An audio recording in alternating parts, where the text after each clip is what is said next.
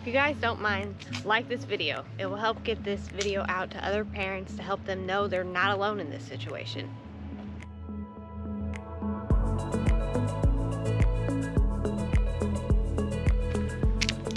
Hey guys, before we get started, I just want to let you guys know, one, we're not doctors, so we're not giving medical advice, we're not mental health professionals, so everything that we're going to talk about today is just concerns.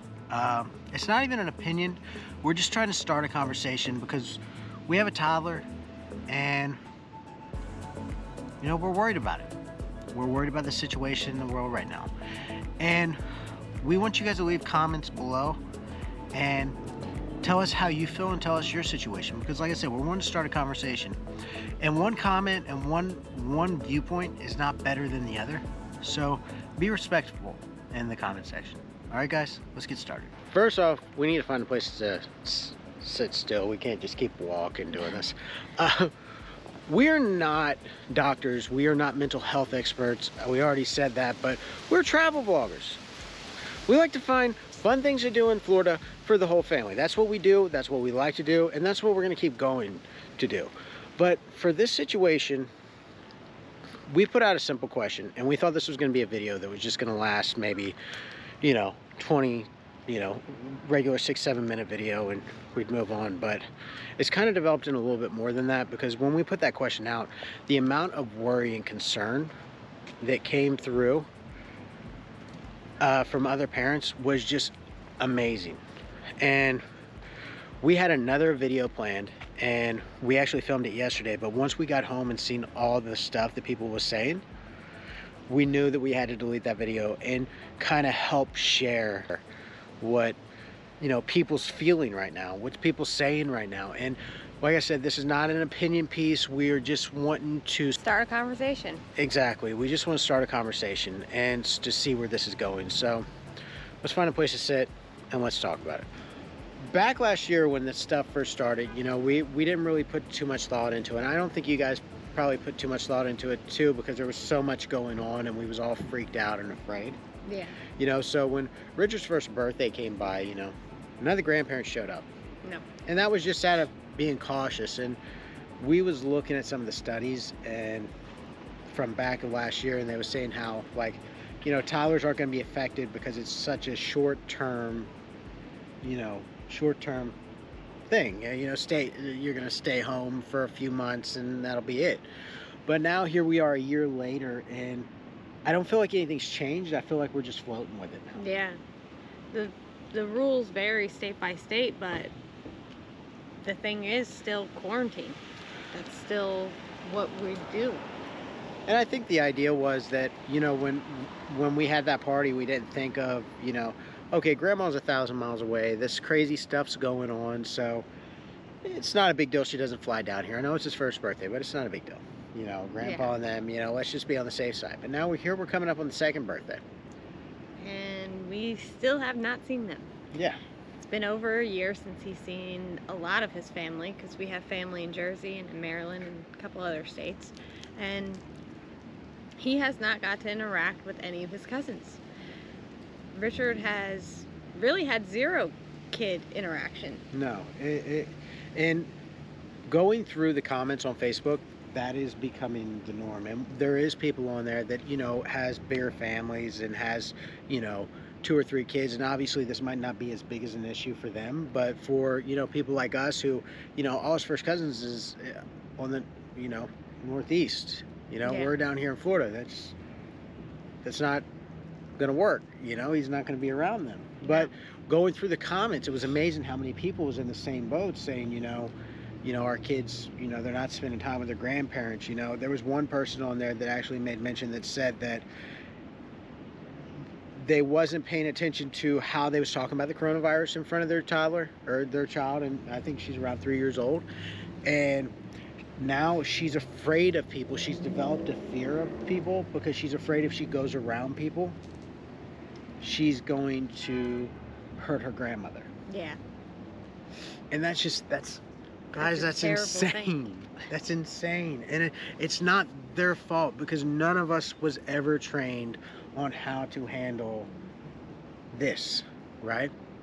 So we started thinking, what is going to be the long-term effects of this? Yeah. You know, what are we going to be looking at in the future for these kids? You know, because being an introvert has kind of been a growing thing with phones and games and, you know, all these different things that people are more online. I mean, you guys are online right now. You know, what are you doing out here? We're glad you are, Yeah, though. yeah, thank you. Subscribe. But you know, people are online more. Is this going to be something that really shoots off this introvert lifestyle? Yeah. There was a lady on one of them, because when we put these questions, we did it all over the country, and one of the ladies said that she actually was a nanny for a little girl. She was 2 years old when it started. She's around 3 years old now, and she said when she was 2 years old, she loved everybody, but now she's very, very cautious around who she goes around, even her own family members that she should be comfortable with. And we're not talking, obviously children should be leery of people, but Yeah. just how children are, you know. Lucky enough for us, Richard's not been like that. Like, if you get around Richard, you can see he craves that attention, he craves that Yeah. love, you know what I mean? And I think that's the opposite end of the spectrum. You know.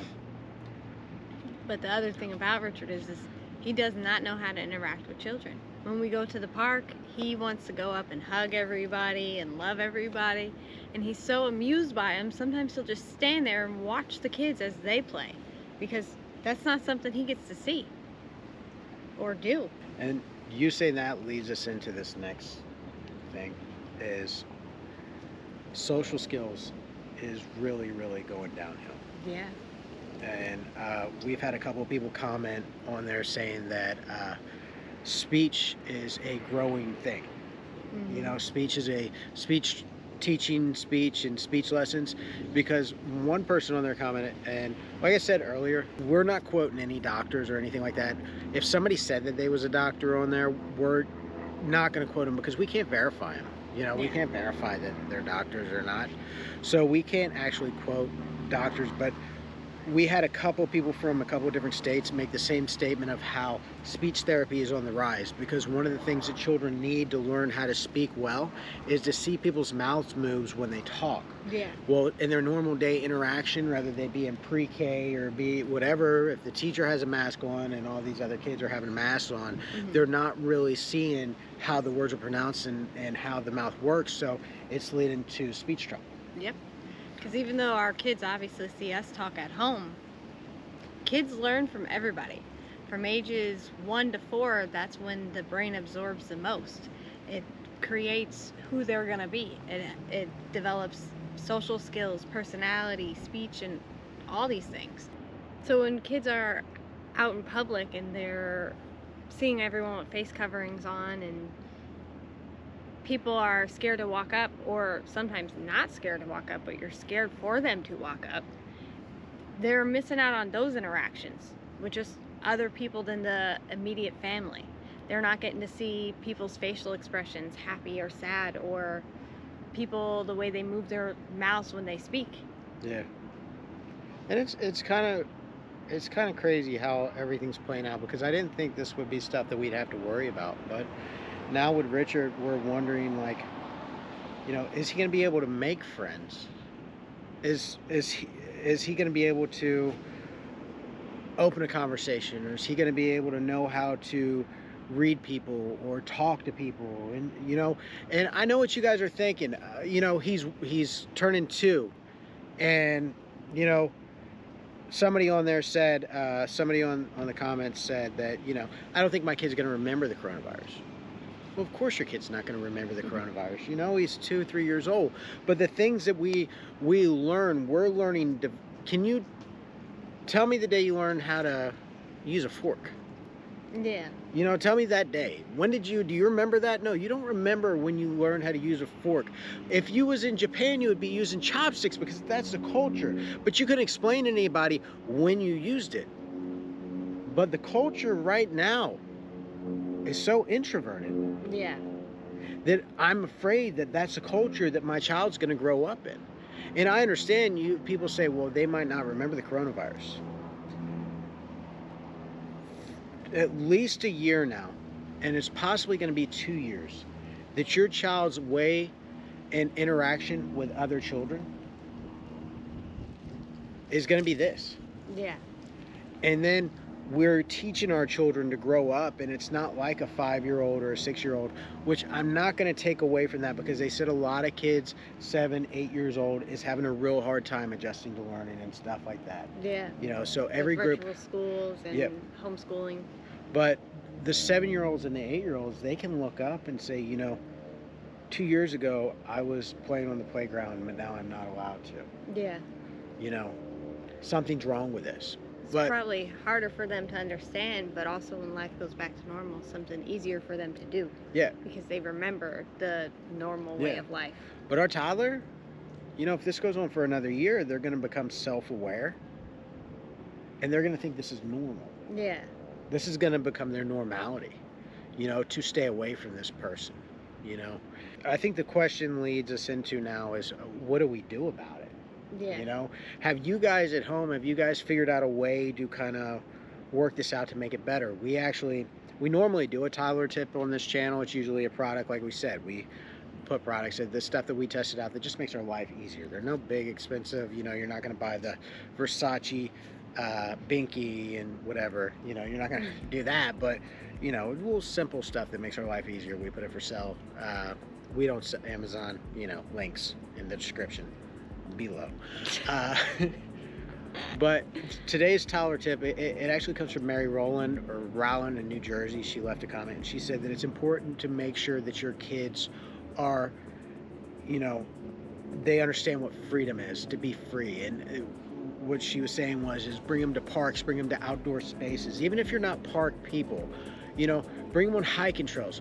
Give them that idea that they can take that mask off and run and scream and do whatever they want, and not just confined in their home, because that normal 9 to 7 or 9 to 5 grind of, okay, sweetie, let's go to the grocery store, mask on, don't touch anything. Now let's go to the mall, mask on, don't touch anything. Even though you're shopping, it feels normal to you, it might not be normal to them. No. You know, so thanks, Mary, for the tip, the toddler tip this week. That was an awesome tip, you know. And guys, I don't know where to go with this. This is not a solution page. This is just us reaching out, you know, with a little bit of a concern. Yeah. And I'm sure you guys have a concern too. And there was, like I said, there was countless people on there talking, and they all had their own stories. They all had their own things. And one person, we actually, right before we got here, was talking about how they lived in another state and then they moved down here to Florida during the pandemic. And they said that, you know, their life was better down here in Florida because it was less restrictive, you know. So and then you could do parental guidance and choices from the parents instead of just being forced by the state and not having a choice at all. we can't be at each other's throats, because underneath these comments, whoever comments on this video is a parent concerned about their child. And I will never, ever look down on a parent who's trying to do what's best for their child. Yeah. Just because it doesn't agree with how you think it is, doesn't mean they're not trying to do their best. Guys, I hope this started something for you. I hope this really kind of, you know, it's something that needs to be talked about. Yeah. Like I said, we're normal travel vloggers. We usually talk a lot of happy things. Today we went strawberry picking. Yeah. That will be available next week. Also, guys, if you want to see Richard, go to Paris, France, sneak into the Louvre, and draw a little tiny mustache on the Mona Lisa. Come back next week. All right, guys, I'm Rich. And I'm Tiffany. And this has been How's My Living?